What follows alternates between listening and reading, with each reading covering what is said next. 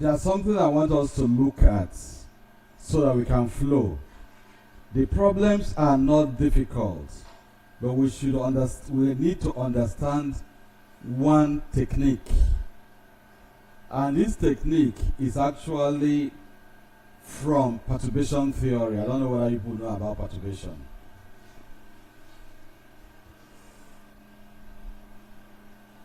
Perturbation theory.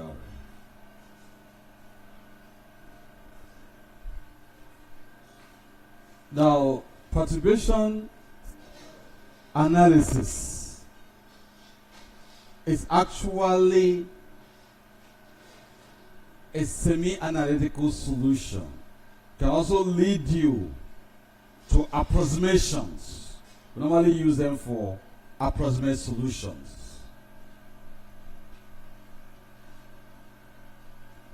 Solutions of some nonlinear ordinary differential equations and the partial differential equations. So they become handy to give us approximate solutions. Like if I give you a problem that is nonlinear,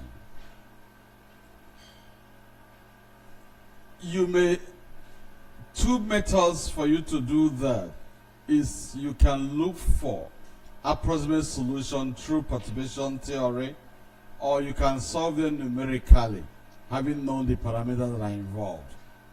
But in our models, we also need to linearize.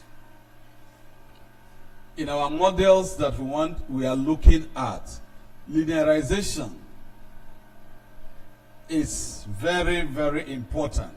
Linearization process is very important. So we cannot do without linearization in our problems, because one, you see a problem you have, you want to look at what happens when there is no motion. And secondly, we disturb it. When you disturb it, you are creating a disturbance. And this disturbance must move from one place to another. And what it does, it carries some information. It carries energy. And that is why we need to understand this. And because once they are disturbed, frequency says in motion, it is the frequency that will now help us to look at the dispersion relation. And every other thing we can talk about, we can go through that because they are waves. The problem most times people have, or they don't understand easily, is this process of linearization. We want to perturb the problem, then we linearize it based on the stationary state, and then look for only those things that are linear in the perturbed states. We will avoid anything that will be a product of the perturbed states. How do we go? Before we go into the linearization of a problem, let's first of all look at the concept of perturbation. We have singular perturbation, we also have regular perturbation. But the one that is much important to us that we will use is the regular perturbation. Like I can give you some equations, differential equations, for example, to solve, which is actually highly nonlinear. Assuming we have a problem like this, u double prime plus beta squared of u plus epsilon of u3 plus neta u is equal to p cosine of omega t. And then you have a condition u0 equal to a and u prime of this is equal to 0. It's highly nonlinear. And if we are talking about a solution of such a problem, how can you solve it? Because if I give you u double prime plus mu squared u equal to 0, and I give you this same condition, u0 is equal to a, and then u prime at 0 is equal to 0. This one is second order differential equation. You can easily solve this, is it not? We have been dealing with this. It gives us a sinusoidal function. If you look at that, you can simply see that u, let's say, is a function of x and a function of x. So ux could give you a cosine of mu of x plus b sine of mu of x. Then you can use the conditions to be able to find a and b. Is it not? We can do it, is it not? First of all, when u0 is equal to a, let me not use this, I use c1 instead of a, because I already have a in the condition, let me not cancel out. So I just use c1 and I use c2. So the first condition says when x is 0, u is equal to a. What does this imply? You will see cos 0 is what? 1. Cos 0 is 1. So that tells me that a is equal to c1 plus 0 will imply that c1 a or c1 is equal to what? A. c1 is equal to a. Now we will differentiate this equation because of this condition. And when you do that, you will have u prime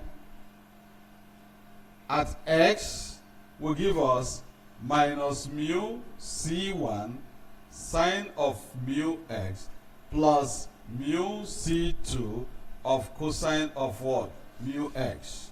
Then you will see that 0 is equal to mu prime at 0. This will be 0. Will give us what? Mu c2 implies that c2 is equal to 0, is it not? And then you have your solution as what? U of x will give us a cosine of mu of x. So that is what we are going to get. This is a sinusoidal function where this a now stands as the amplitude. So you can plot the graph. It could look, I think cosine starts from 1 and it comes and it goes.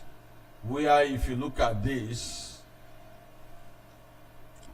you will see that this is your A, the amplitude, and this is the frequency. And this is a wavelength from which you can get a frequency of oscillation. That is quite okay. Now, if we have this, we can get a approximate solution by looking at what we call perturbation series. What will that do for us? We can look at perturbation.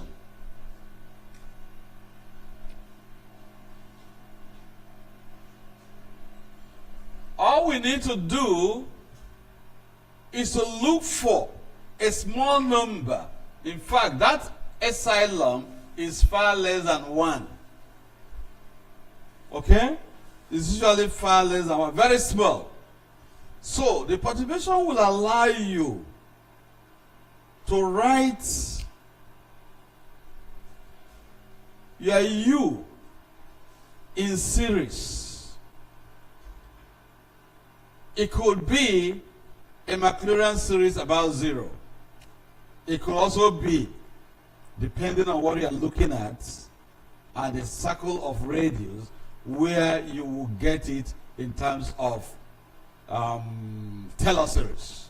But for now, we can assume that our u, which is a function of x, can give us u0 of x plus epsilon u1 of x plus epsilon squared u2 of x, and so on, which you could write as summation n equal to 0 to infinity of un epsilon n. Because when n is 0, you have u0. This becomes 1. When it is that, and so on. So we could assume our solution to be of that form. But what happens in the linearization we're going to do is that our linearization, linear, means we don't have the perturbed particle or variable in order that is more than 1. All right? So you can use this into this, our humble equation. And what that does is it will modify this equation to give you systems of equations that can easily be solved. That's a breakdown. So what you do is to first, I call this our equation 1. And I can call this equation 2, which is on our assumption that u can now be written in this form. So the first thing you would do is to plug in 2 into 1. You need to plug 2 into 1. Maybe I'll reduce part of this so that it will be a little bit easier for us. Then, but copy the problem. You can do it at home. So let me reduce it a little so that it could be a little bit easier for us.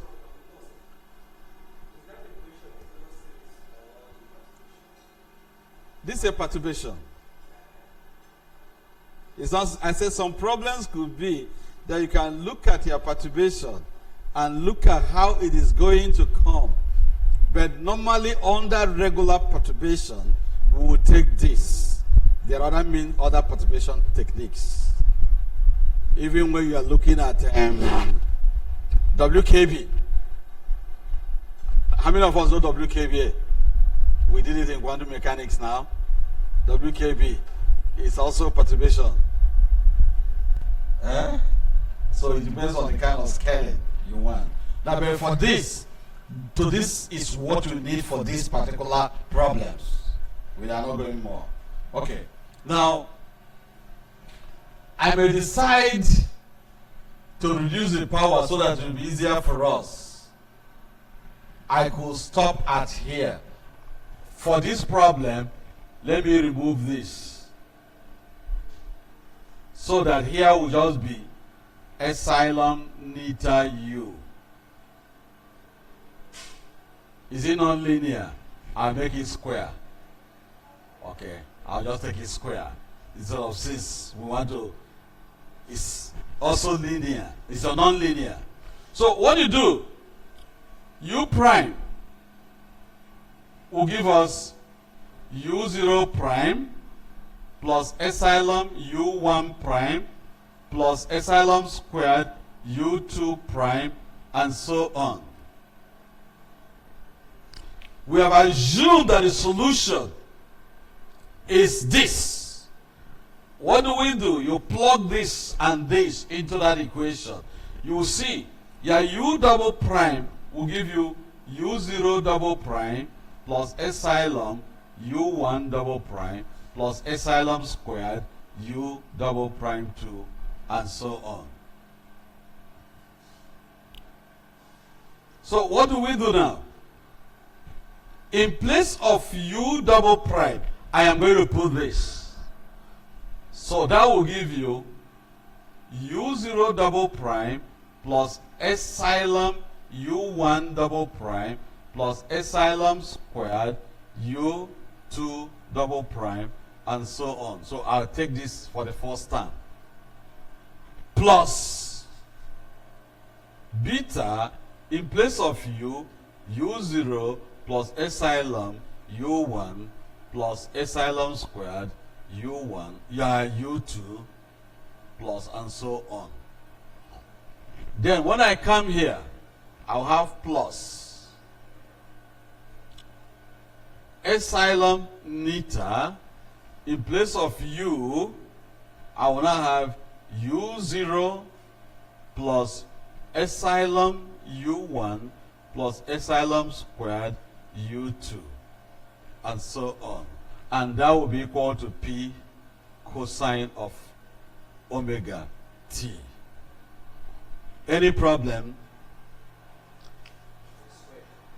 Did I square anywhere? Okay, here is supposed to be squared. Aha, thank you. All right. So that is what we have done now. So what do you do next? You will expand to take all the one that has 1, the one that has epsilon, the one that has epsilon squared as coefficients. Can I clear here? Huh? Okay. Let me still leave it small.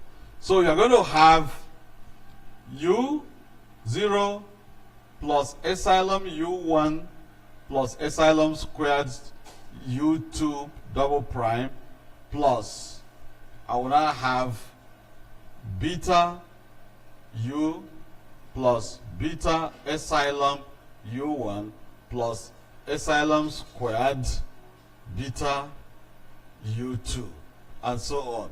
Now plus here, I'm going to have epsilon neta u0 squared plus epsilon squared u1 squared plus epsilon 4 u2 4, and so on. Because here, when you take this out now, you're going to have u0 epsilon u1, and so on. But we're not going to use them because they will contribute. Because of the presence of this epsilon, there will be more here. So I'm only taking this one. Is there another one that has epsilon? Let me say u0 plus epsilon u1, u0 plus epsilon u1. So if I do this, I'll have u0 squared plus u epsilon u0 u1 plus epsilon u0 u1. Is it not? So I'm going to have two. There's a term that will come in here that will give you plus 2 epsilon u0 u1 plus. That is u. What is happening? That is ink. You're going to have u0 squared plus 2 epsilon u0 u1 before you have the one that has of this. Okay? I think, can you square this? Square this. Just this and this. Multiply the two of them. Let's see.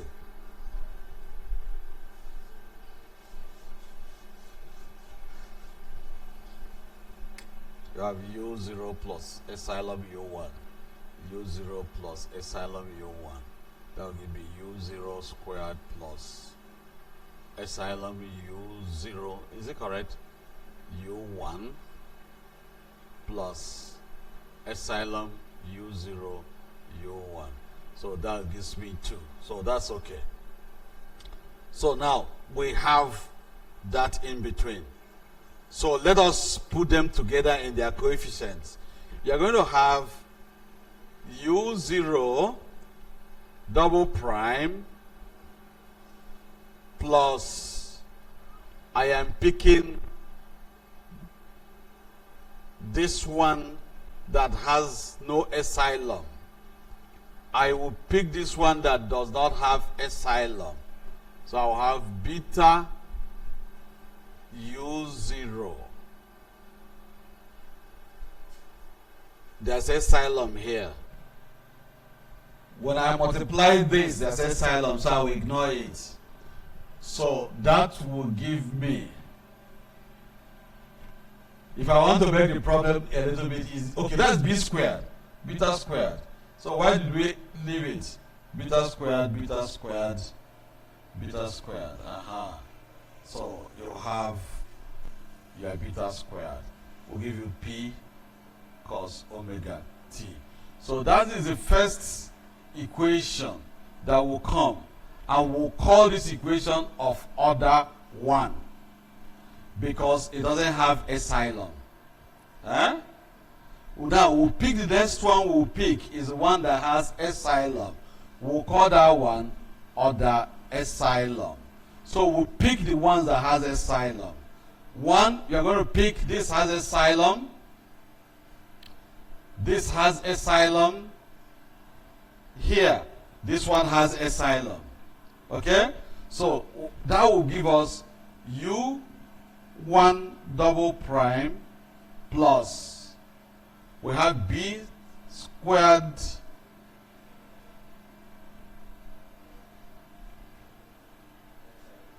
epsilon U1. The next one that has a U1 will be this. So plus neta U, this is U naught squared, is it not? The first one was U1, is it not? Beta U1. Beta U1 plus neta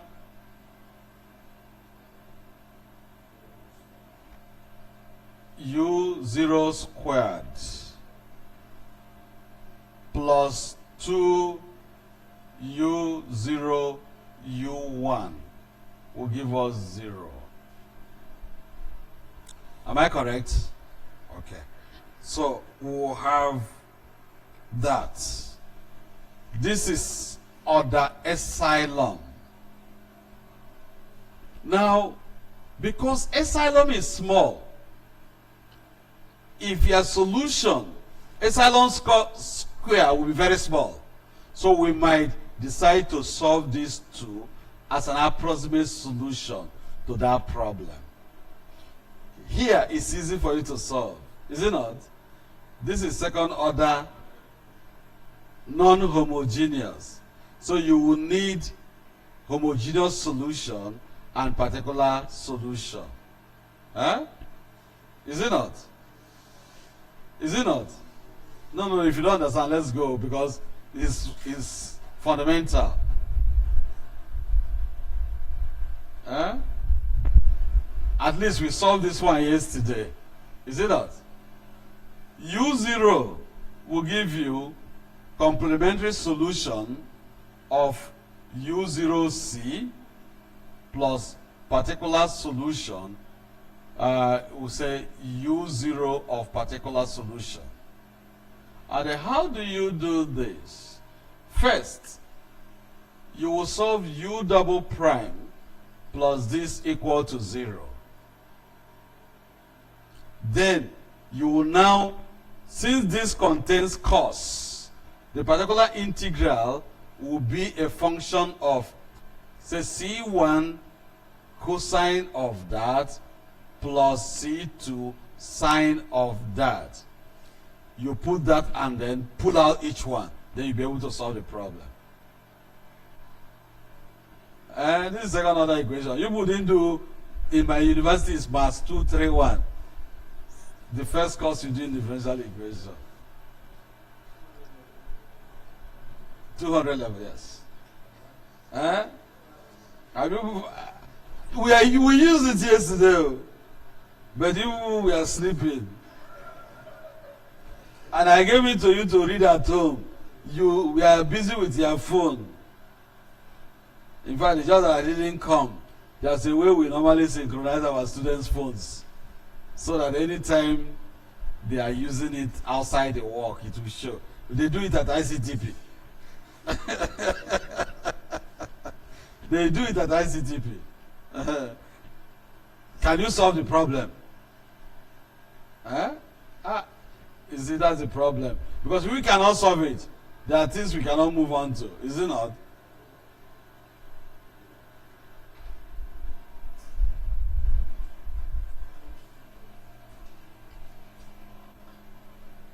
Can I clean here? Okay. Now, we want to solve this. First, the complementary solution. We will now tell you, we will assume u0 double prime plus beta squared of u0 equal to 0. I did it yesterday. So let's u0 of c be equal to emx to be a solution. Is it not? Huh? So when you differentiate, you have u0 double prime should be able to give you u0 double prime of c should give you m squared emx. So when you put it there, what are you going to have? M squared plus beta squared of emx equal to 0. Now, the exponential can never be 0. So it is this that will be 0. So you now have m squared plus beta squared equal to 0. Since emx cannot be equal to 0. This is now, you have used this solution to reduce this to purely quadratic equation, which tells you that m equal to plus or minus I beta. Is it not? Huh? And the way you have this, how will be the solution?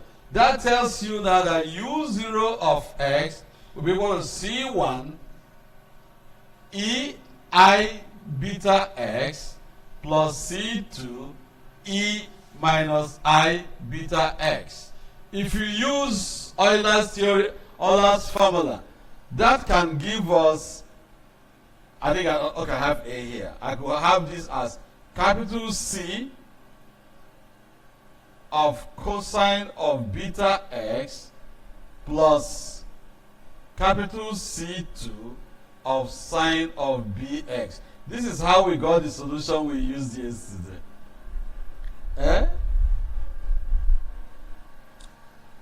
Do you farm?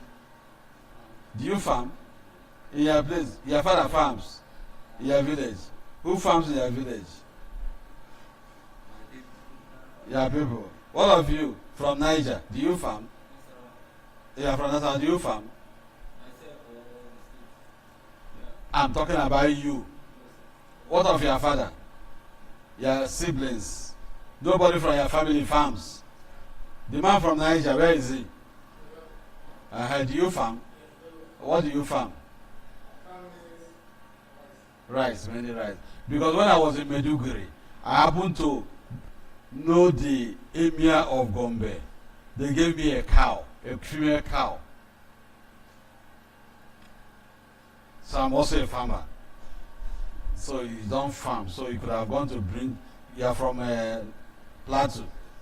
Who is from Kefi? It's very close there. Okay, now you see, this is how you solve these problems. Now, how do you get a particular solution? U0 particular. Because there is a presence of what? Cosine of this. We could assume that to be A1 cosine of omega t plus B1 sine of omega t to be the solution we are talking. Okay, there's a t that could have been x. I just mistook the whole thing because there's no way it could be x and t. So I have here as x. Just make that correction. Here will be x.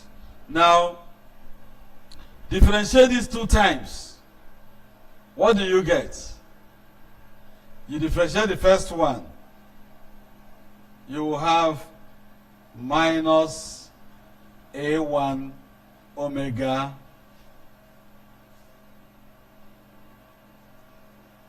sine omega x plus B1 omega cos omega x. You differentiate the second time, you will have minus A omega squared cos omega x minus B1 omega squared sine omega x. So it is now for us to put this into this problem, into this. Huh? Are you following me? When they were teaching you maths, you were running away. Like I told people, there's a marriage between physics and mathematics. And that marriage, you cannot divorce it. There's no way. You want to be a good physicist, you must know your mathematics. There's no way about that. In fact, it's even good for the mathematician not to know physics. But for you in maths, in physics, you must know mathematics. Because that's our tool. Okay. Now, when we put this, I am replacing the second one. I will have minus A1 omega squared of cos omega x minus B omega squared sine omega x. That is the one that I've taken care of, this one. Now, plus, I have beta squared. U0 will be A1 cos omega x plus B. Am I using them as 1, 1? Okay. If they are 1, 1, 1, 1. So that should be 1, 1, 1, 1.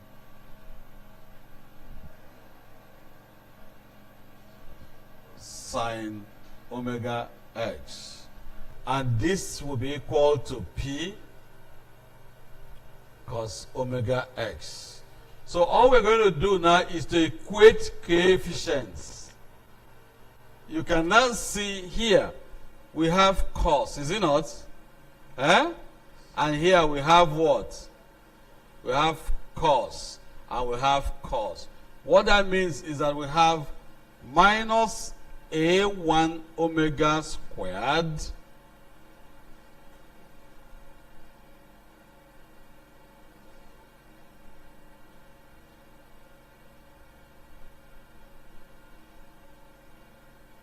plus A1 beta squared B1 beta squared will give us what? P.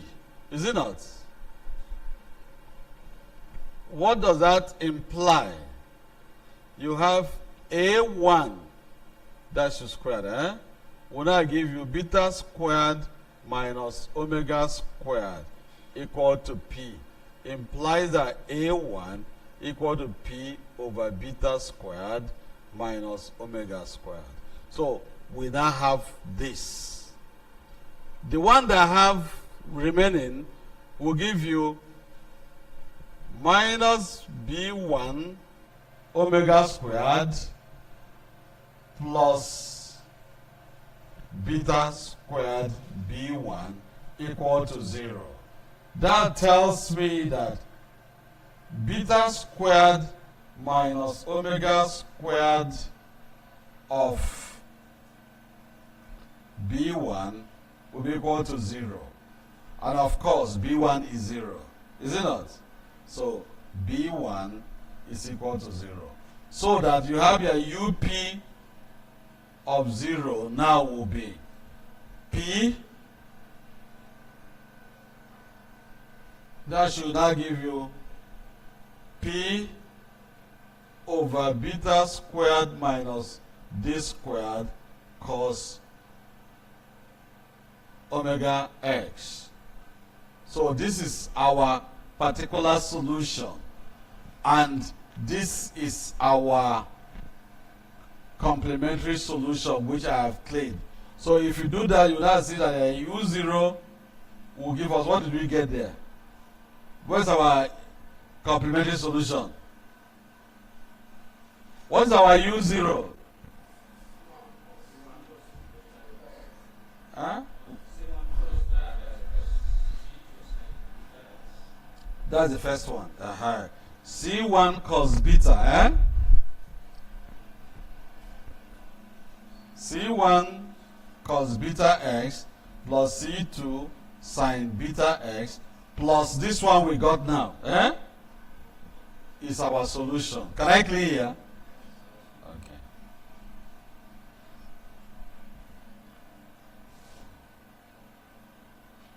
That will be P over beta squared minus omega squared cos omega x. So this is our U0. Okay? Are you following me? Now, we'll come to here. We want to get U1. There is U1 here. There is U1 here. There is U1 here. We'll take this one to the other side. Put this value of U1 here, U0 here. Are you following? So when that will be the whole of this will multiply by U1. And this one goes over to the other side and also form non-homogeneous solution problem. So that whatever result you obtain will now give you that your solution of U of x will be equal to U0 of x plus epsilon U1 of x. You see, it looks a little bit messy, is it not? Eh? But this is our A2 problem. Right.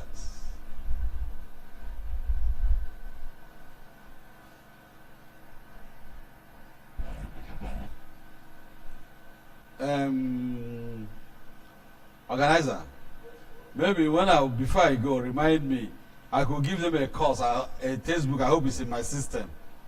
A first course in ordinary differential equation by Denis Zale.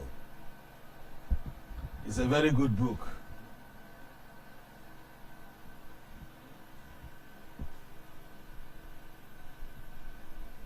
So you see, this is our work requires patience. Did you know the story why this one should be off camera? The story why mathematicians are not part of Nobel Prize winner. Do you know why? Okay. When the man is a I think it's from, is it Sweden or Norway that instituted that? He excluded mathematicians from partaking in that annual award because a mathematician seduced the wife.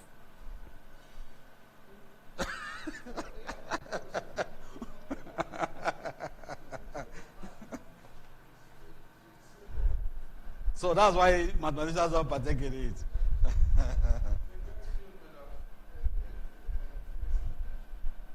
Okay, so we can continue. So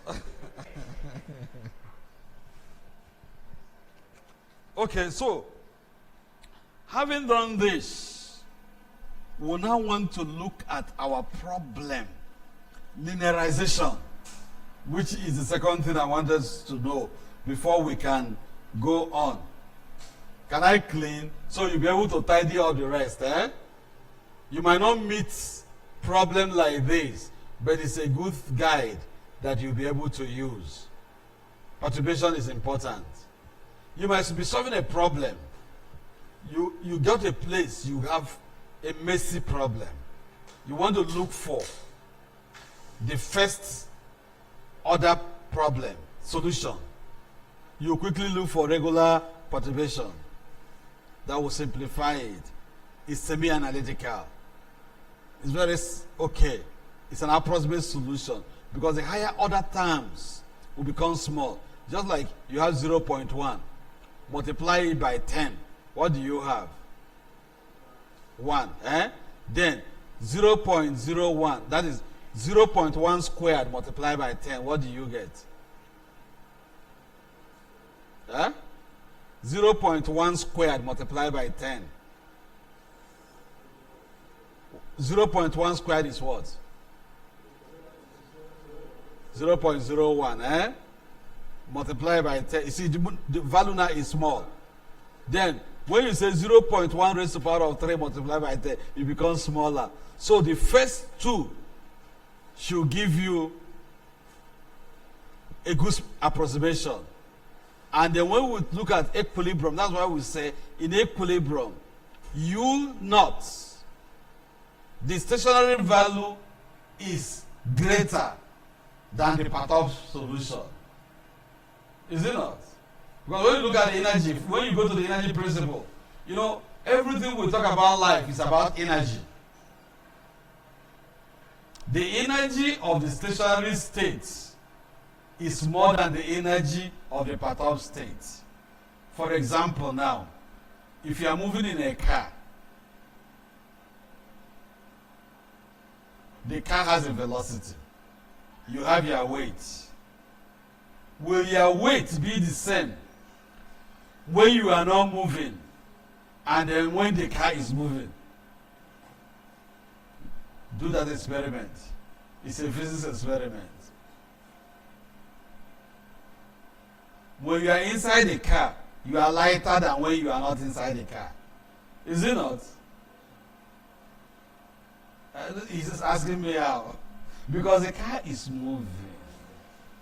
You know your momentum, kinetic energy, and so on. And that is why when you go, we also have what we call the escape velocity. When you are moving farther than the speed of normal thing, you become a little bit massless. And Prof was telling us particles who don't have mass. Is it not? And that is as a result of what? Speed will make you massless. Okay. Now we continue before we go to the other side.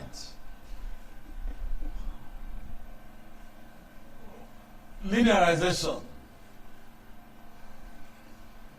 Because I've been mentioning linearization and nobody asked me what is linearization. What is linearization?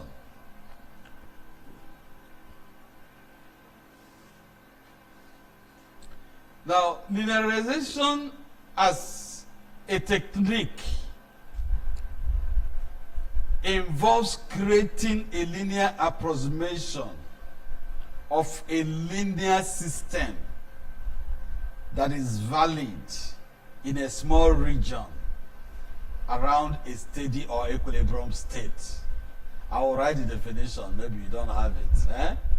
Okay. We say it involves the process, involves creating a linear. When something is linear, there is no square, is it not? A linear approximation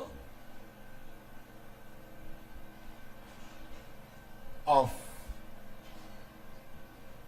a nonlinear system that is valid. When I look at this, valid in a small region around a steady state, or what we call equilibrium state. So equilibrium.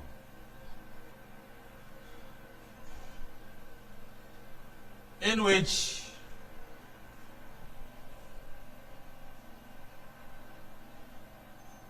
the model variables are constant, because in the equilibrium state the variables are what? Constant. All right? So the linearization is for us to reduce some of those things.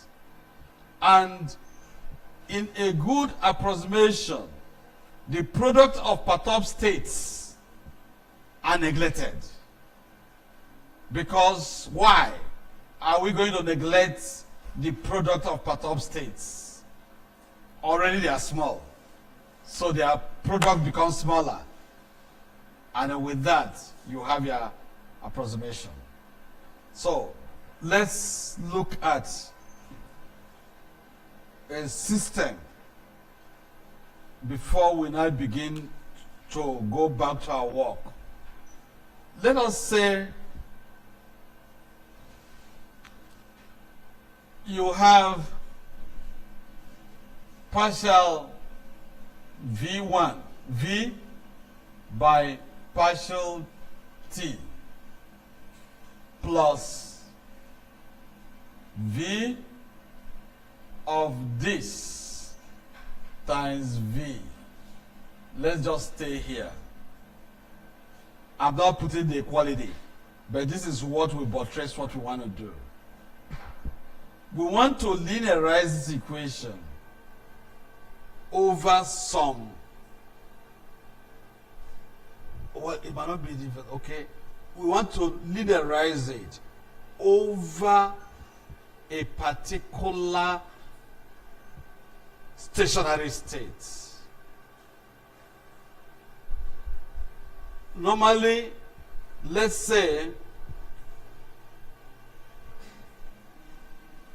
we take our V to be equal to V0 plus epsilon V1.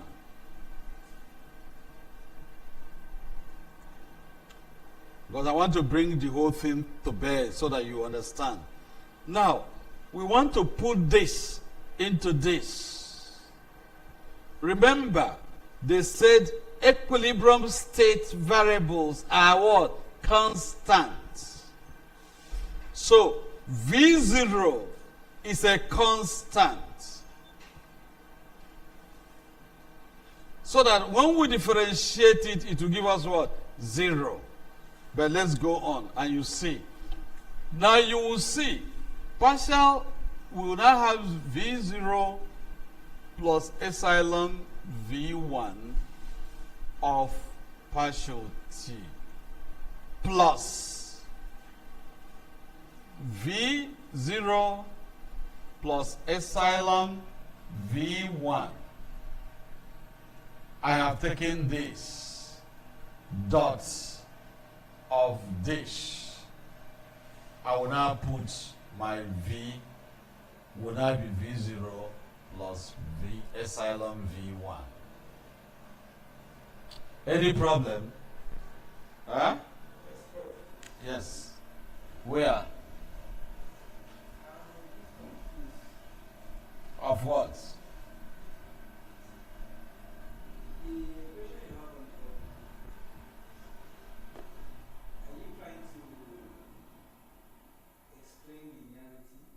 That now see, now listen. You have a system that has not been disturbed. We call it unperturbed system. It could be stationary. But once you perturb it, once you disturb it by a small quantity, what happens? It will begin to move.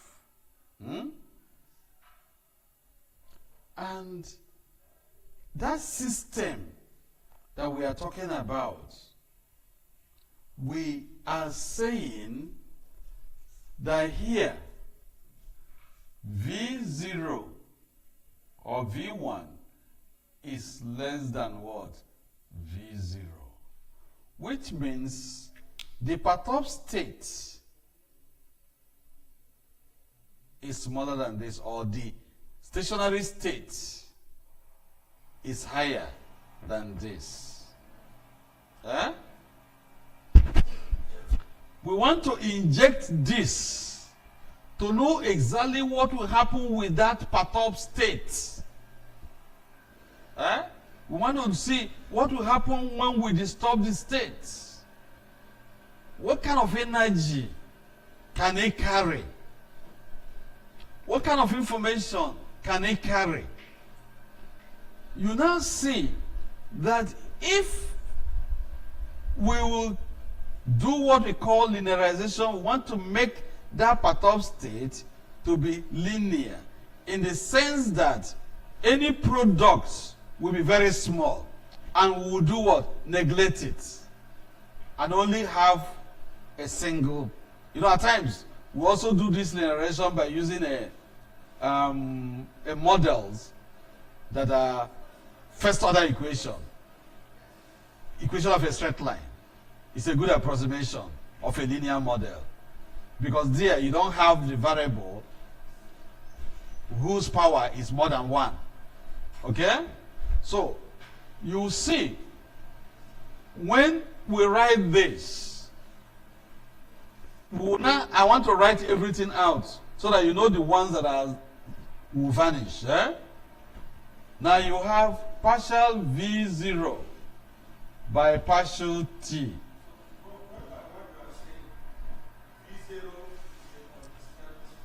Is undisturbed, unperturbed state.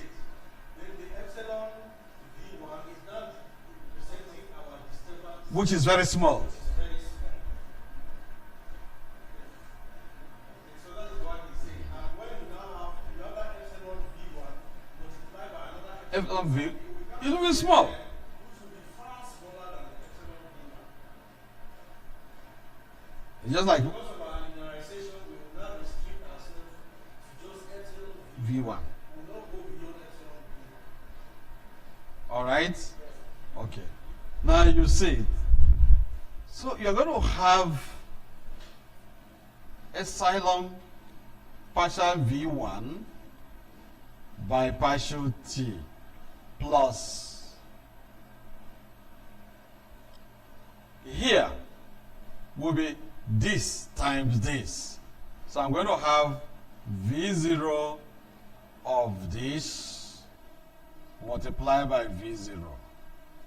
That is this into this and into this, is it not? Because this one will actually give you of V0 plus this epsilon of V1. And then when you operate this times this times this, this times this, and this times this. Are you following me? Okay. So if I now do the first one, this times this will give me this. This one times this one will give me plus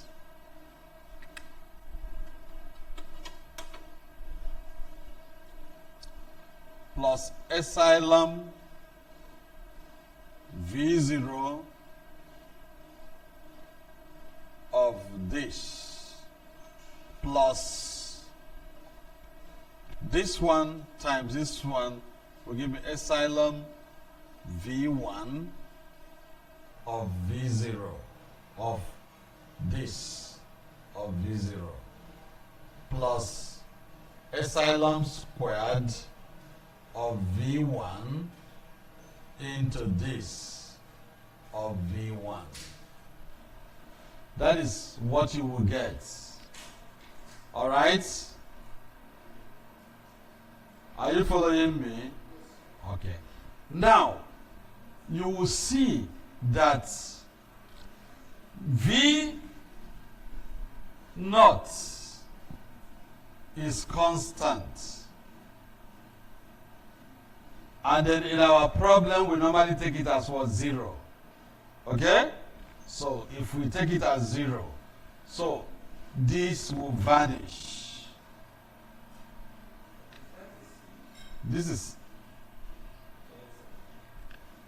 This one will vanish.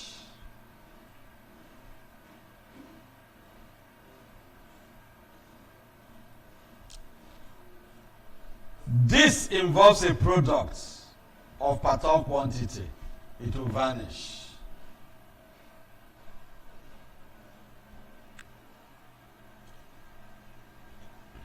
You will also see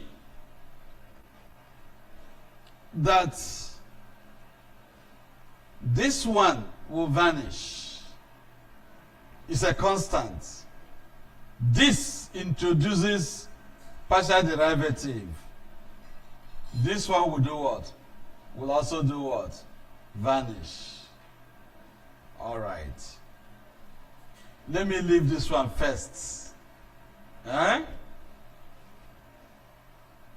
I'll leave this one first. Eh? This will vanish because we have not assumed that it's 0 yet. Eh? So, all we are going to get is epsilon partial V1 by partial T plus V naught of V1 plus V1. This one will vanish because it's a constant. So this is what we will get. Are you following me? That's exactly what will remain.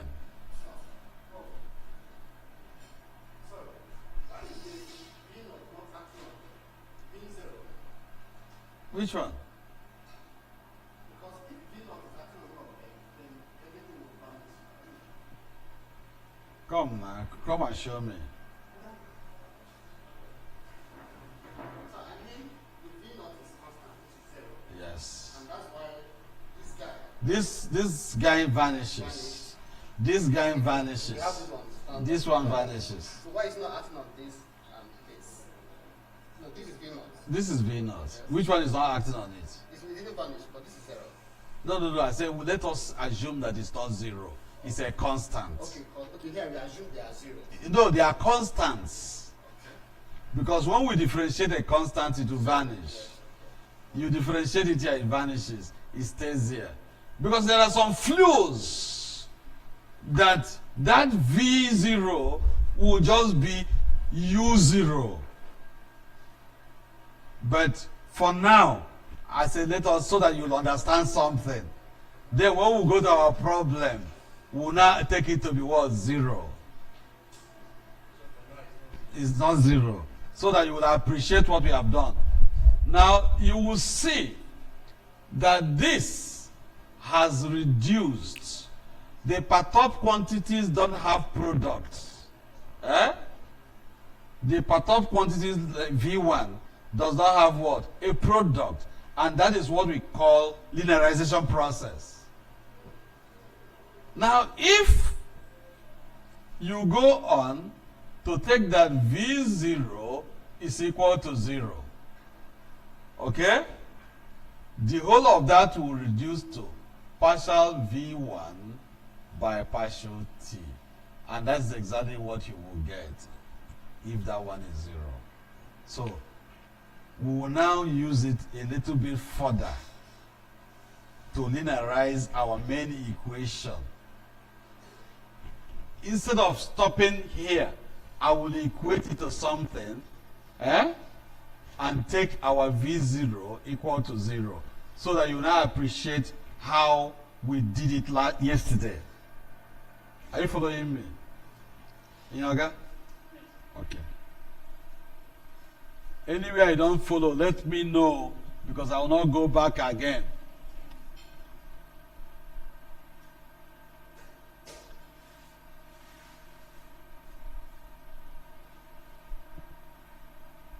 Are you okay? Okay.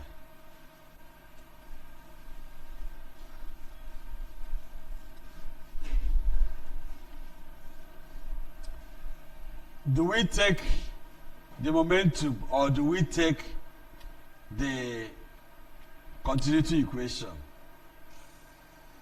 Okay, because they're almost the same. Okay, we'll take two of them. Now let's say this is our continuity equation.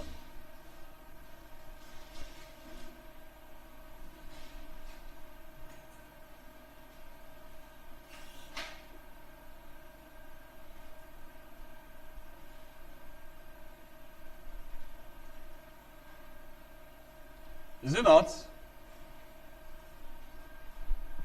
Check your equation 4.1. Is it? Is it 4.1? That's your equation 4.1. You have your materials? Yes. Okay, fine. Now, this, we want to linearize this equation. Remember, the product of part quantities are 0. Products of part quantities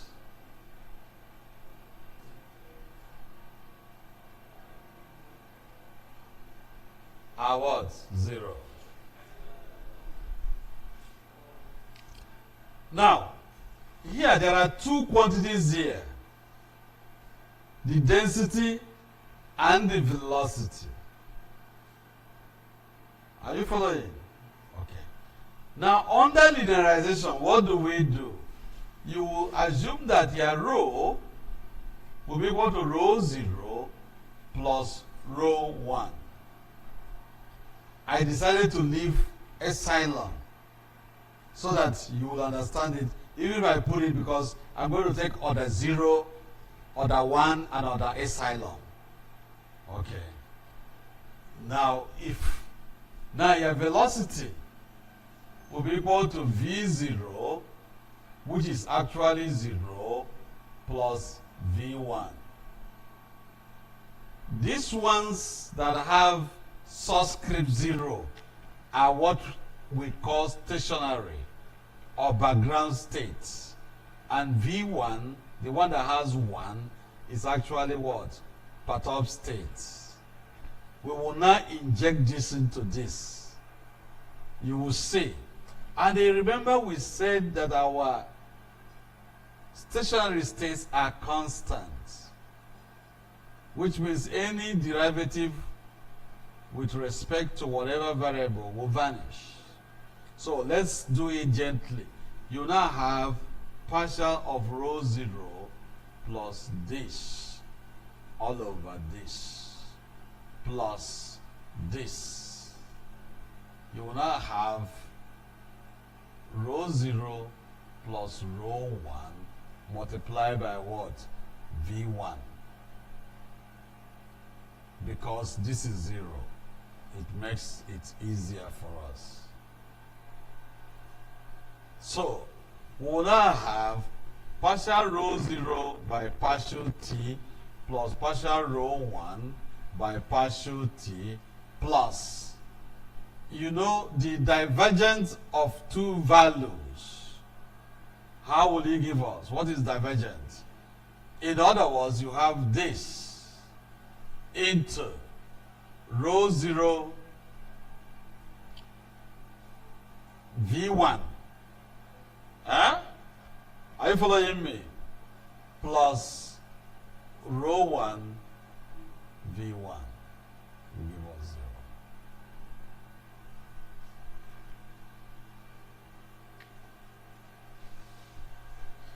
0.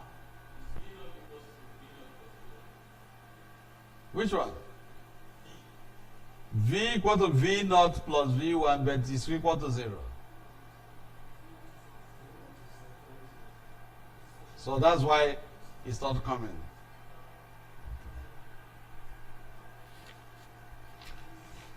Are you following? I think from there you'll be able to. Can we do that now? Is this still giving us problem?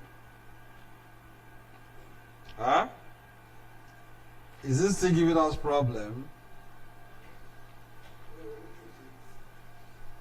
Is this still giving us problem? Partially. Okay. So where is the partial now?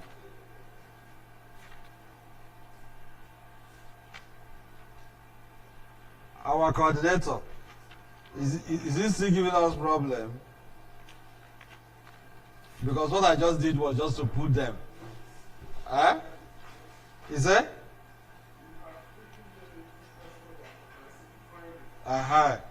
So we should not have problem.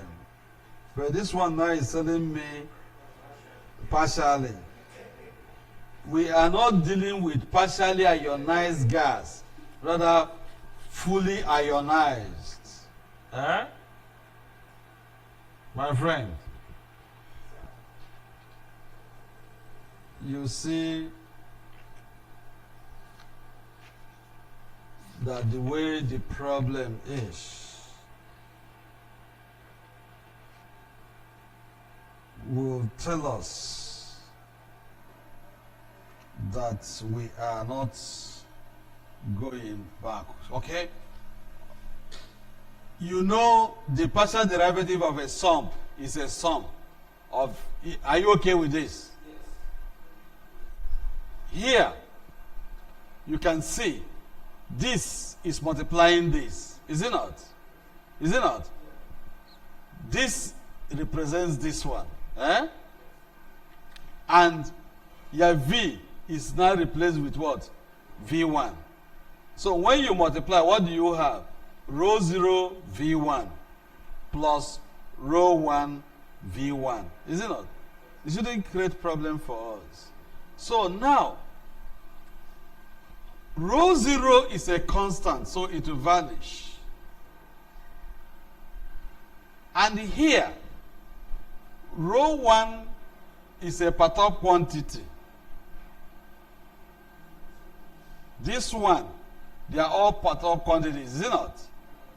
Then what happens with their product? Row 1, V1 will be 0. So this will go. So what will happen here is row 1 by this plus this of row 0, V1, becomes our linearized continuity equation.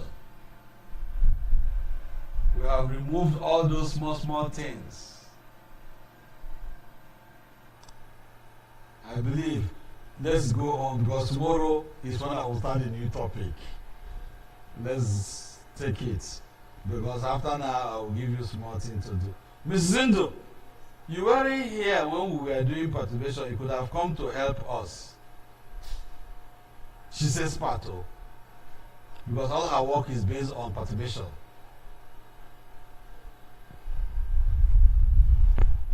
So you see how we obtain the linearized continuity equation. Huh? Okay. Now the next thing I will do is for us to go and then look at. Can I go to the next slide? I will come to the next. I will come back here, but let's look at the next slide. Aha. You see, that is how we got this. This is where we are going to now. Eh? So, the next slide. Aha. The coordinator said I omitted a lot of things, and that is what I'm coming back. Eh? So that we can flow. So that not when I get to Kefi, I want to go to Jos, I get to Kefi, they will stop me.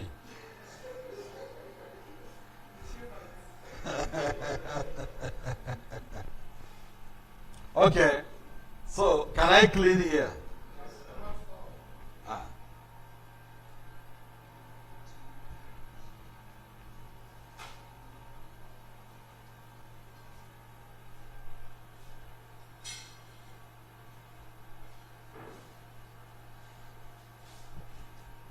We'll go down to the last slide.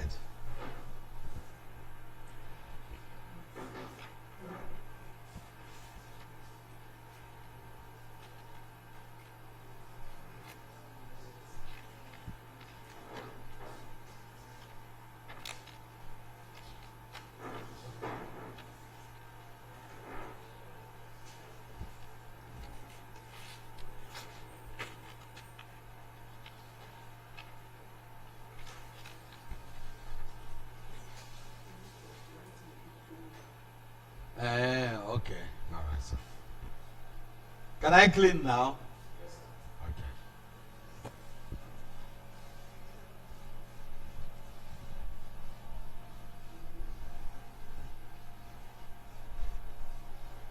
Okay. Okay. We have a problem. The momentum equation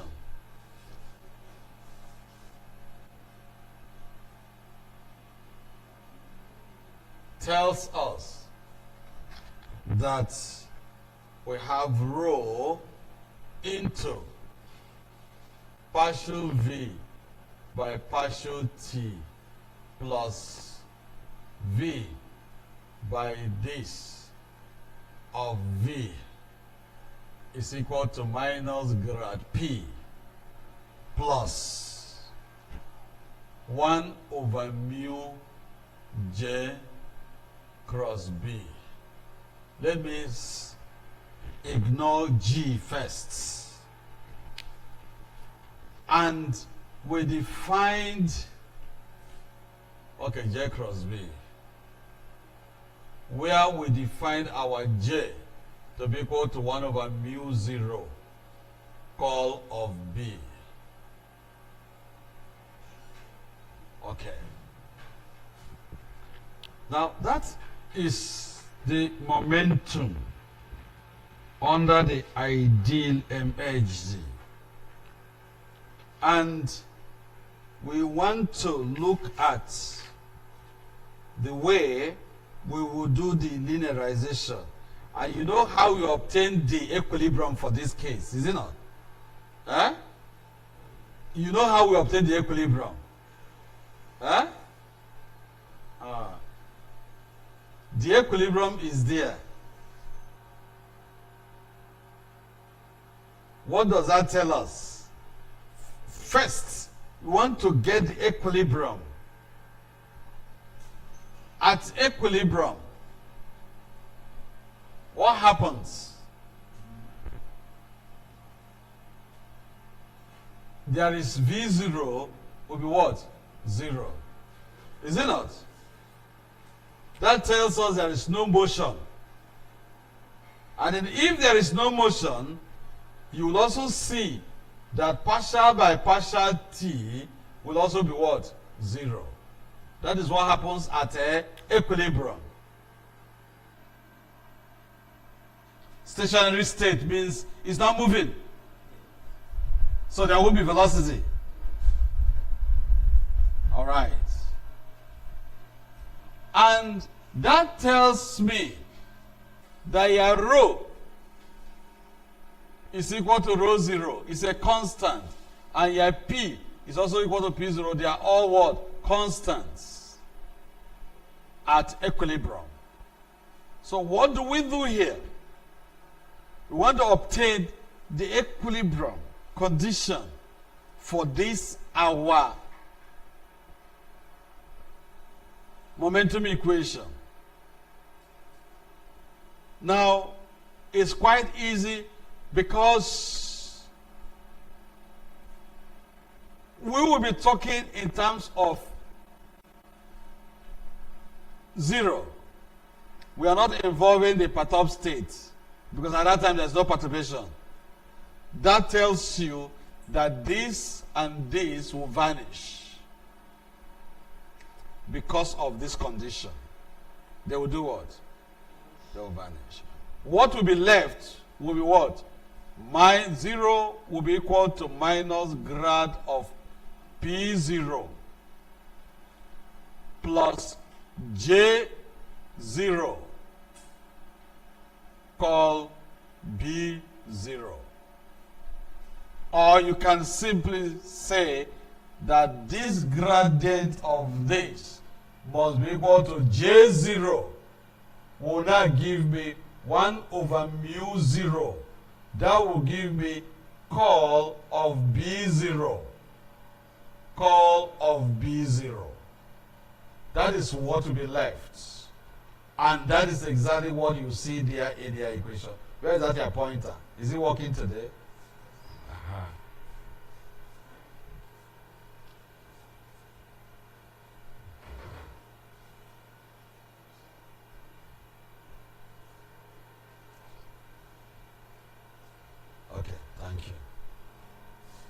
So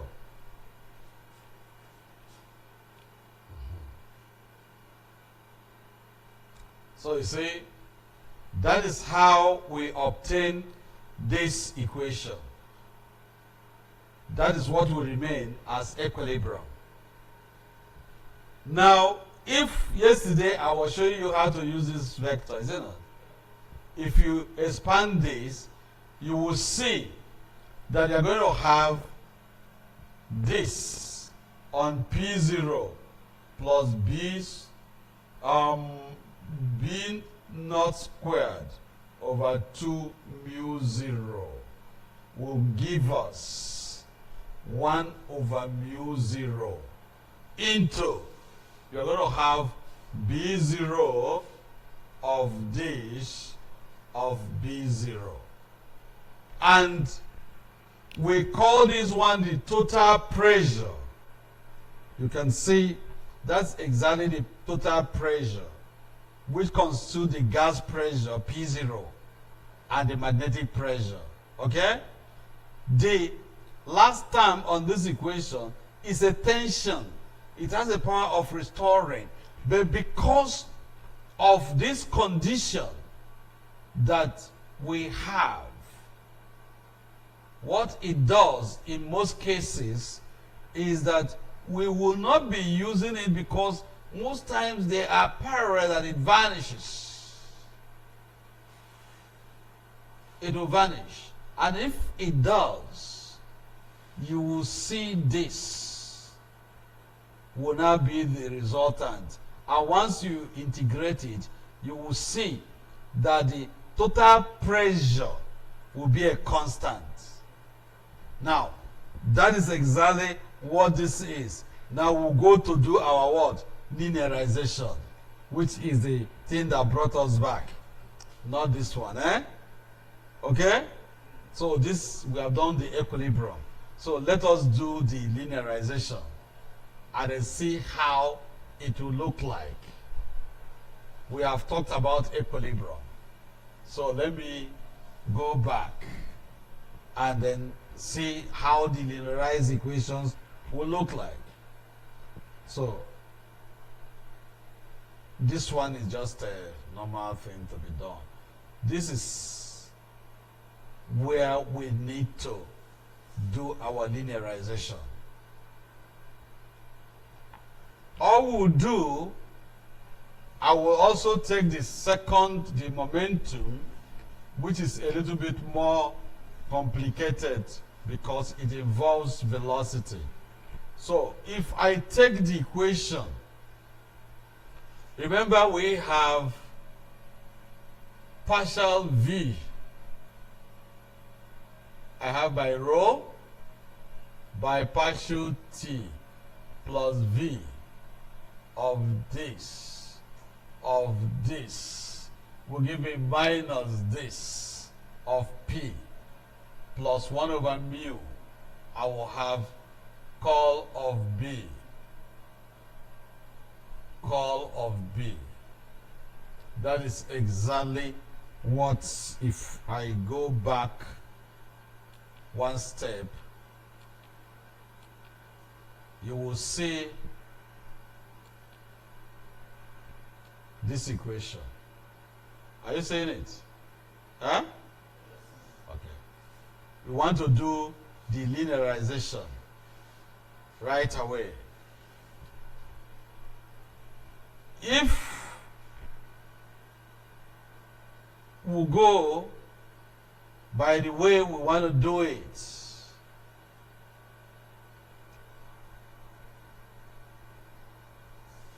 you will see that V will take it as what? 0 plus V1. We take our rho equal to rho 0 plus what? Rho 1. And then we take our B to be equal to what? B0 plus what? B1. And then P, we take it as P0 plus what? P1. That is what is here. Okay? Huh? We took all the variables to be f so that we don't need to write much. But I've now come to explain what f0 is. Okay. Now, we will now inject this into this. What are we going to get? You will have rho 0 plus rho 1 into partial V1 by partial T, because V0 is what? 0. Here, you are going to have V1 of this multiplied by what? V1. Is it not? Will give us minus of this plus this plus 1 over mu 0. You're going to have this call of B0 plus B1 into call, and that is a cross B0 plus B1. That is what we have. Are you following me? Okay. Now, we will use this to multiply first. Eh? Are you following me? Then we will use this to multiply. So if you do that, you have rho 0 partial V1 by partial T plus rho 0 of V1 of V1. Is it not? Plus rho 1 partial V1 by partial T plus rho 1 V1 of what? V1. That should give me minus grad P0 minus grad of P1 plus this. When you take this cross this, what are you going to have? You have 1 over mu 0 into call of B0 call of B0. Are you following me? That is call of this, is it not? The second one will be plus 1 over mu 0 into call of B1 call what? B0. I've taken this call this times this, is it not? So I will take call of this times this one.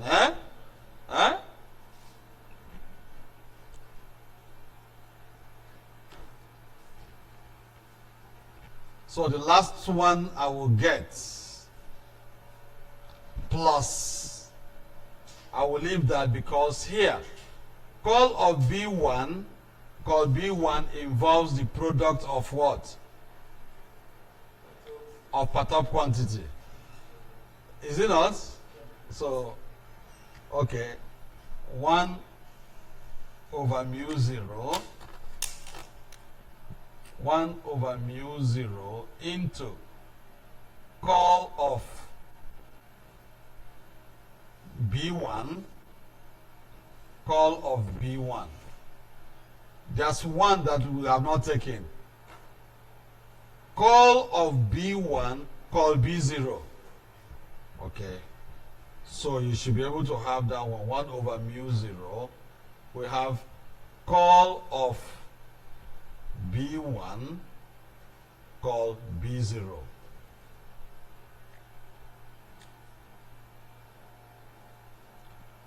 You see how it is. Now,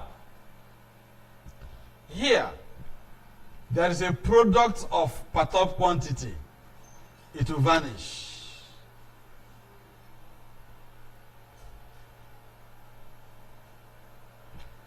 There is also a product of perturbed quantity here. It will vanish.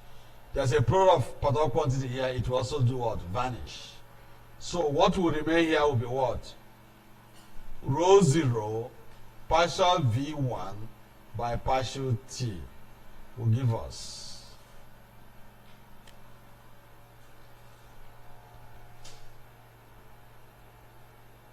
now this one, because P0 is a constant, this one will do what? Will vanish.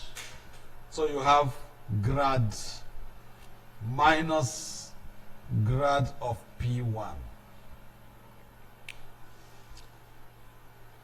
Let's look at here. Call of B0 will be 0 because this will vanish with this will vanish. There is a product here. Call of B1. Okay, I've taken it again. So this one is, I've taken this one again. Call of B1, call B0 will remain. Plus 1 over mu 0. Call of B1, call of B0 will remain. This is a product of perturbed quantity will vanish. So the only one that will remain, please, this 0 here should go off, eh? Huh? It's not supposed to be there. That 0 equal to 0 should be off, eh? So this is what we will have. Are you saying that? So this is the linearized momentum equation. Huh? Are you saying that? So the next thing we want to do is how do we proceed from, I said we are leaving the G.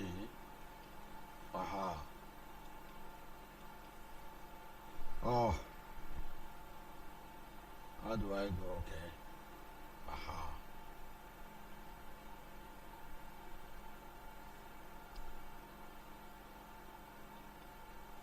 It is left for us now. Oh, I'm going up, eh?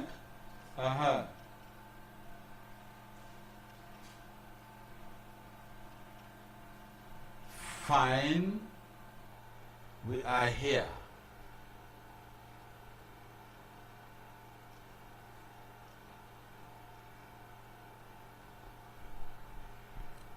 That is how we obtain this equation. This one. Are you seeing it? Where I said that that one should go, eh? The 0 should go. Now. Yes?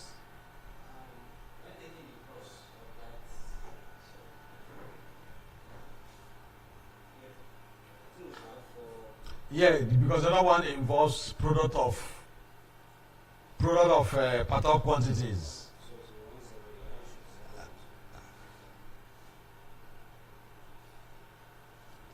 Just check, eh? Just cross check, eh? Okay? Are you hearing me? Cross check. So that you'll be a good student. Eh? So that you'll be a good student. So cross check that, and then you will see. We repeated that in chapter 3. And then we also repeated it in this chapter.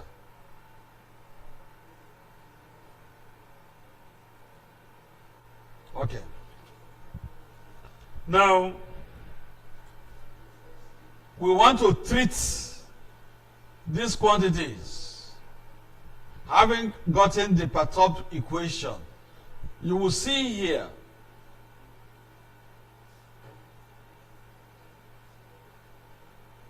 we want to look at this because we want to look at the characteristics or the parameter of the wave system. So we must define the remaining variable. So this is where we are. You know, we treated all this yesterday, just a kind of revision. So you define rho 1 to be equal to rho 0, 0 of exponential I. I told you k dot r. If we are looking at the z component, it will become what? Kz. Because it's a vector product. Here you have k dot r, which is k is kx of ky. Okay, let me write the one you will understand. Kx plus ikx plus jky plus, okay, kz. Now you are dotting it with what? Ix plus jy plus what? Kz. So if you do the dot product, what are you going to have? You have kxx plus kyy plus kzz. Now, if the problem we are solving, we assume because of the nature that we only retain the wave number in the direction of z. So that is how we will get this. If you differentiate this into those, like here, if you put this one here now, that will give you the second equation.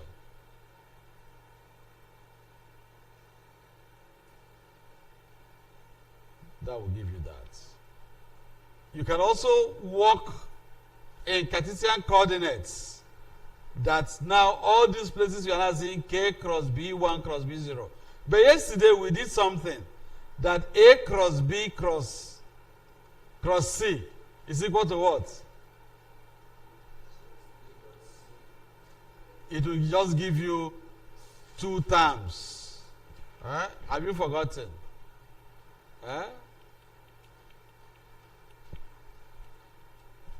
Indices again, no? Okay. Let me see whether I will see that equation.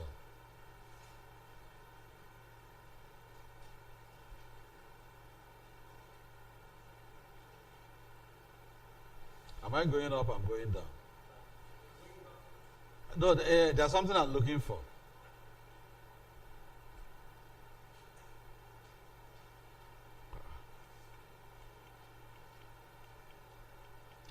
Who can tell us A cross B cross C? A cross B cross C.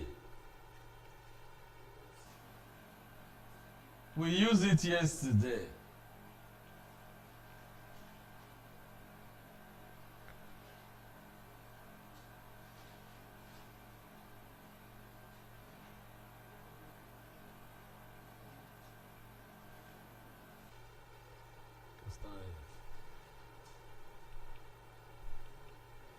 I don't want to go to my notes.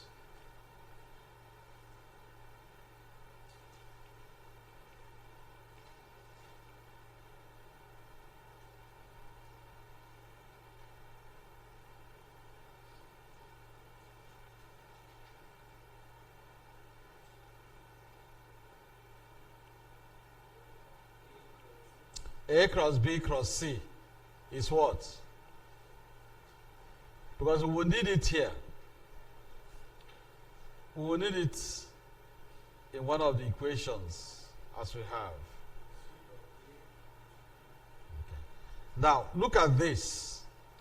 You have call B, call 0. What is this going to give us? What is that going to give us? what would that give us? I stated it yesterday.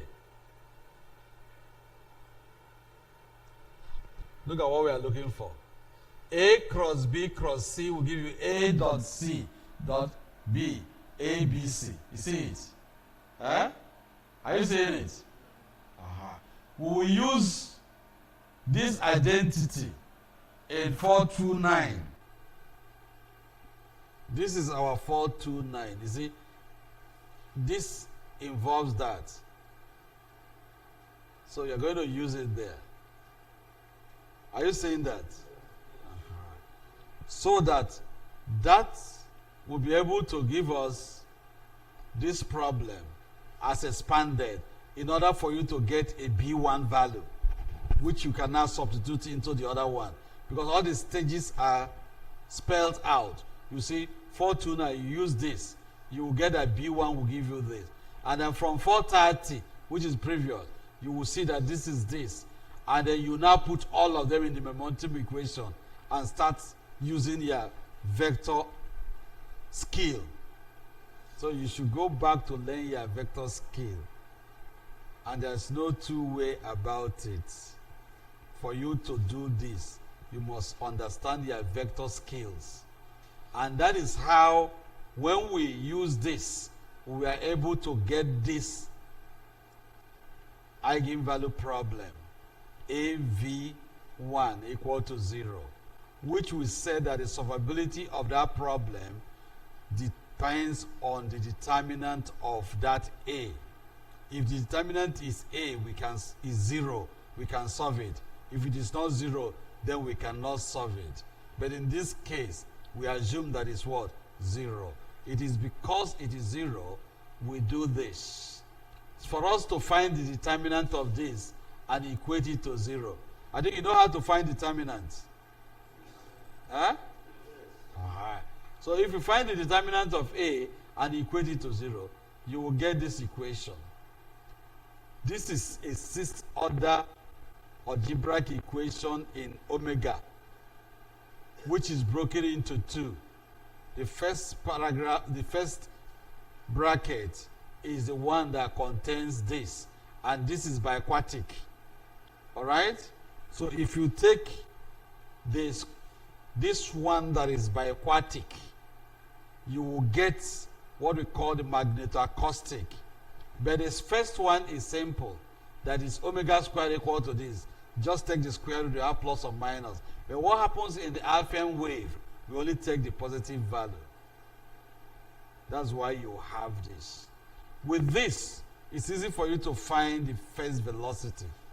So that, what did we say about the first velocity when we are talking? What is the kind of thing first velocity does? Is the rate of what? What is the first velocity? Phase velocity from ordinary physics. What does it do? Have you forgotten? Doc, can you help us? What does phase velocity do?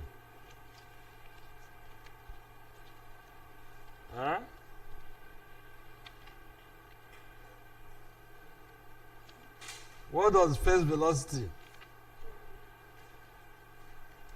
We said phase velocity is the rate at which a wave propagates through space. Is it not? So with that, you'll be able to get your phase velocity. You are seeing the rate. So for you to give an interpretation of the phase velocity, you will plot that phase velocity with respect to what? The angle.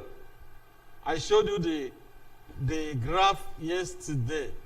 So we are looking at the propagation of the wave. And that propagation, we look at it in terms of the phase velocity and then the angle. And of course, you see it has a cosine. It has what? Cosine alpha. So if you are taking your alpha to pi radian is what? 180 degrees. It might not mean anything too much for us because But if we take cos, if we take 0 to pi by 2 to be where we are projecting, when it is 0, the value is what? Is it not 1? So you will not see as you are increasing, it is falling to pi by 2. So that is exactly what you see from this. And the one thing that happens is that the Alphian wave, the group velocity is the same thing as what? Vg is the same as what? Vp. Because they give you the same results. Are you seeing the two of them? Huh? So, one thing is for you to have your solution. Another thing for you to see, how am I going to interpret it? Your interpretation will come when you must have given what? A graph.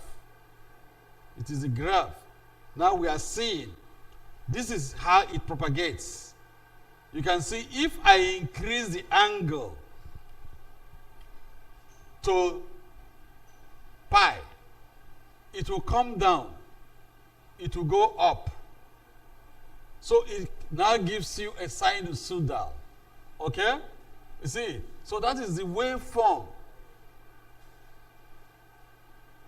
So you should be able to know. But as you go on, you will see the Alphian waves, they are what? Are they parallel to the field?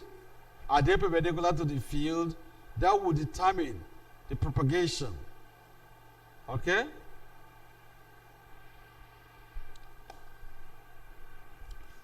What's next? Are we through now with linearization? Will it give us problem? Because not again. So when they go home today, they should also look at it. They should look at it. Because here, this is properties of Alphian waves. As I was trying to say, they are essentially incompressible. That's incompressible. That is, the divergence of their velocity is always 0 in this.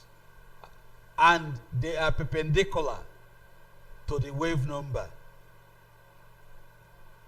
V1 perpendicular to this means that it is what? 0. Is it not?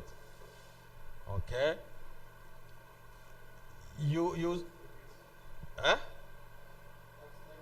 Yes, they are perpendicular at 90. So as we go on, another thing that is interesting to us is what we call the fast speed. But that one will be, like I talked about Alphian speed and the acoustic speed. So their sum, square of their sum square root gives you the fast speed. All of them move together to give you the graphs you need.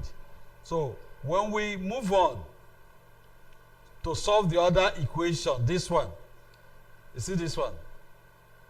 That is biquatic. As I told you yesterday, you can make y equal to omega squared to be a solution. That gives you two solutions. You take the square root again, you have this. We've written the solution in terms of v plus or minus. You see inside here, there's a plus or minus, is it not? Here you see fast, plus, we call it fast. Where it is negative, we call it what? Slow. And v plus is greater than v minus. In real life, the acoustic speed or the slow magnetoacoustic field is smaller than the fast. If you plot all of them, you will see if this is your pi over 2 in radians, this is alpha in radians, and this is the phase speed, Vp. Alphian is like this. This is Alphian. This is slow, the one we call V minus. And this one is what we call V plus. You will see, at times, depending on how it is, it could also come here. But what happens is, V slow is less than VA is less than what? V plus. And then because of that, the alpha wave is regarded as intermediate wave, because it lies in between them. So you see, once you try to solve this one, you can do that. Can't you solve this equation? This equation is biquadratic in omega. You have, say, omega 4 minus k squared omega squared, for example, plus k4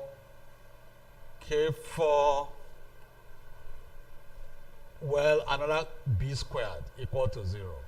It's easy for us to solve that. Is there no omega? Yes, there's no omega again. So if you want to reduce this to quadratic equation, just put y equal to omega squared. That gives you y squared minus k squared y plus k4 beta squared equal to 0. You solve it using a quadratic formula. Then once you finish, you get your y by taking another square root. And that is why you are seeing the bigger square root there, then the small square root there. And the sign there, plus or minus, tells you one is bigger. The one that has plus is more. The one that has is low. So, and that is what you are going to see as the interpretation of this wave. So, we use small perturbation to propagate wave in the solar atmosphere under what we call alpha wave, the slow acoustic wave, and the fast, in fact, magnetoacoustic, because there's magnetic field. All right? So that is the same thing. All we are going to learn tomorrow, by God's grace, is to, okay, see the graphs I'm telling you. You see the graphs? This is fast. This is intermediate, the alpha. This is the slow. And they go on. This is magnetoacoustic and alpha waves. See how this, like a standing. And this is the schematic diagram. Also in XZ plane. So depending on the plane you want to use them. This is purely a wave. And then in most of these things you are seeing, because there's magnetic involvement, depending on the strength of magnetic field.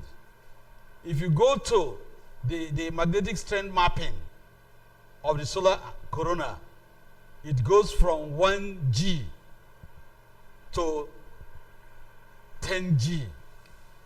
So you have the magnetic field strength will go from 1 Gauss to 10 Gauss, but more effective when it is up to 4. That is the current mapping. That's the strength of that. And then if it is more, it means it's going to bring in some things that will affect the beta plasma. In that case, the ratio of CS and VA will be far more than 1. Then you are going into the photospheric medium. But provided that is less than 1, you are in the corona. So we try to look at our CS over VA to be less than 1. Then we are in the corona. Then if CS over VA is greater than 1, we are in the photosphere. Then if it is equal to 1, we have a degenerate state. And in most of the propagation will just be like standing. So these are some things we'll get from. And you ask, the study of corona, there are a lot of volumes of work, like what I was doing today. All the things I was doing was different aspects of corona. That anybody, I think maybe on Friday, I'll bring some materials. We'll sit down and design some work for those of them that want to come into solar physics. Tomorrow, we will do what? We will put gravity. It's the same thing we are going to do. But now there are new things that will come up as a result of what? Gravity. Like you say, there are situations this becomes important, particularly in the solar photosphere and chromosphere. G is important. And when we go to the seismology of the atmosphere, like my friend was asking me, we can now begin to go into P waves. Gravity stratifies the medium. So most times, it's no longer going to give you that the total pressure is constant. No. Because of the presence of gravity, it's no longer constant. So that's exactly what we will try to look at tomorrow and see. You see, it's the same process we follow. But only now, how do we handle G in the problem? And then we go on. In this case now, be able to define this, which will give us the ideal gas law. Temperature is coming in now. You see, the other one will suppress them into energy, but we'll use them. Where, you see, this is Boltzmann constant, and then T goes up to 1 million Kelvin.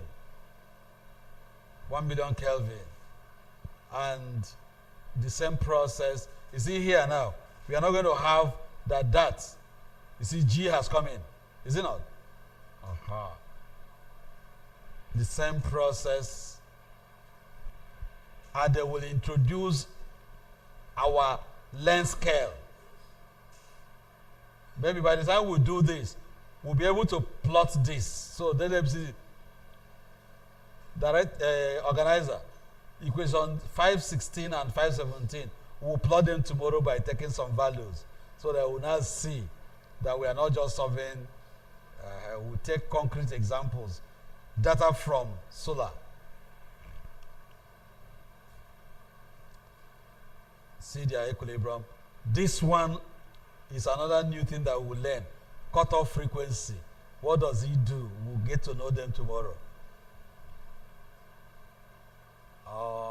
Perturbation is the same process, but now it looks a little bit messy.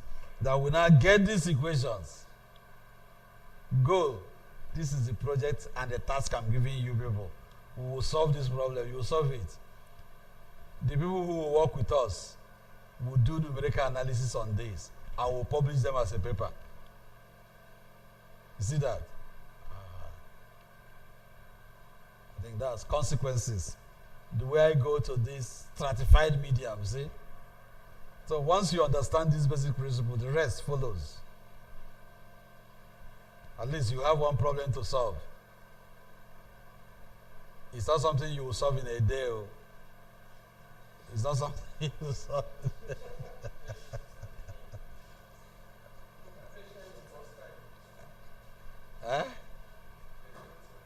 Patience and time.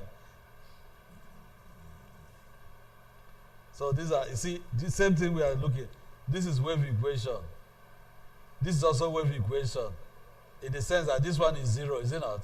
Then you get this one. So these are approximations. We have a thin approximation. We have a large approximations and so on. So maybe the people who work with me, I will get the materials so that we can now begin to fine tune. Eh?